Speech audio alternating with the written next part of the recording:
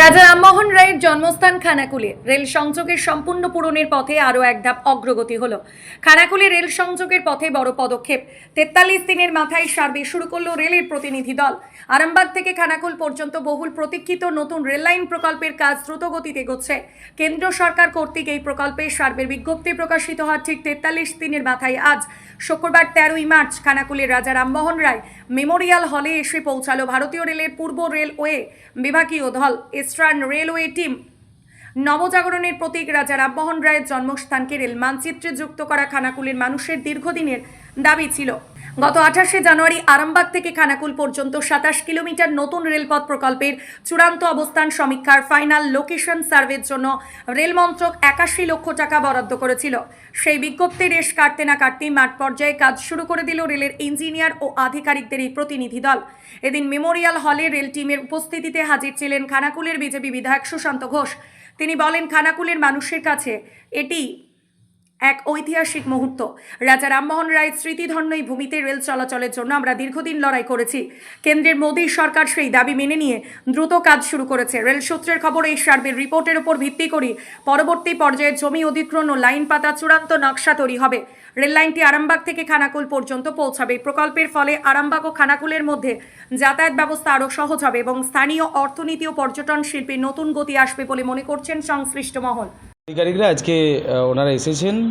প্রথম কথা হচ্ছে যে দীর্ঘ খানাকুলবাসীর যে স্বপ্ন ছিল যে খানাকুলে রাজা রামমোহন রায়ের ভূমি, আর এই পূর্ণভূমিতে ট্রেন আসবে, এখানে রেলপথ চালু হবে। তো সেই প্রকল্প আজকে বাস্তবায়িত হওয়ার পথে মাননীয় রেলমন্ত্রী অশ্বিনী বৈষ্ণবজি, মাননীয় প্রধানমন্ত্রী নরেন্দ্র মোদীজির আশীর্বাদে এই প্রকল্প চালু হতে চলেছে। তো আজকে প্রথম পর্যায়ে সার্ভে টিম এসেছে, আমরা সবাই রয়েছি ওনাদের সাথে, যে ওনারা কিছু ম্যাপিং করেছেন কোন জায়গা দিয়ে কোন কোন এরিয়াগুলো নেওয়া যায়, ফাঁকা এরিয়া, সম্ভবত কম ঘর বাড়ি ভাঙা পড়বে এরকম এরিয়াগুলোকেই বাঁচা হচ্ছে। তো সেইগুলোকে নিয়ে আজকে চর্চা হচ্ছিল।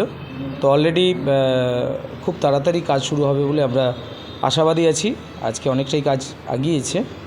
তো সকলেই এখানে রয়েছি, রেল আধিকারিকরাও রয়েছেন। আমরা খুবই খুশি। আমরা ধন্যবাদ জানাই মাননীয় প্রধানমন্ত্রীকে, মাননীয় রেলমন্ত্রীকে। সেই সঙ্গে রাজা রামমোহন রায়ের যিনি বংশধর দাদাও রয়েছেন, নিত্যব্রত বাবু রয়েছেন, উনিও খুব খুশি, উনি আমাদের সঙ্গে রয়েছেন। তো আমরা সকলেই খুব খুশি। রামমোহন রায়ের দৌহিত্র বংশধর।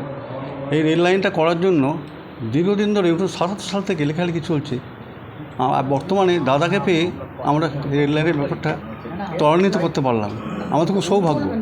দাদা সুশান্ত দা, বিমান দা, সুশান্ত ঘোষ মশাই, বিমান ঘোষ মশাই, এনারা পার্লামেন্টে অনেক লড়াই করেছেন।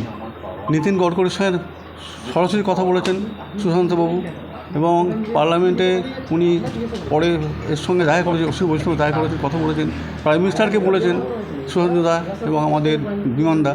তা আজকে যে রেল লাইনটা সফল হওয়ার পথে, এটা আমাদের কাছে খুব গর্বের, খুব আনন্দের, এবং আমরা চাই যে এদেশের মানুষ একটা পরিষেবা পাক। আর রামমোহন ছিলেন ইউরোপের প্রথম ভারতীয় রেলযাত্রী, যিনি ম্যানচেস্টার থেকে লিভারপুল ট্রেনে চেপে গিয়েছিলেন। তিনি প্রথম ভারতীয়। তার নামে রেল লাইনের দাবি বহুদিনকার ছিল। তো এলাকাবাসীর আশা আকাঙ্ক্ষা আজকে পূর্ণ হলো। আমরা সকলে খুব আনন্দিত হলাম।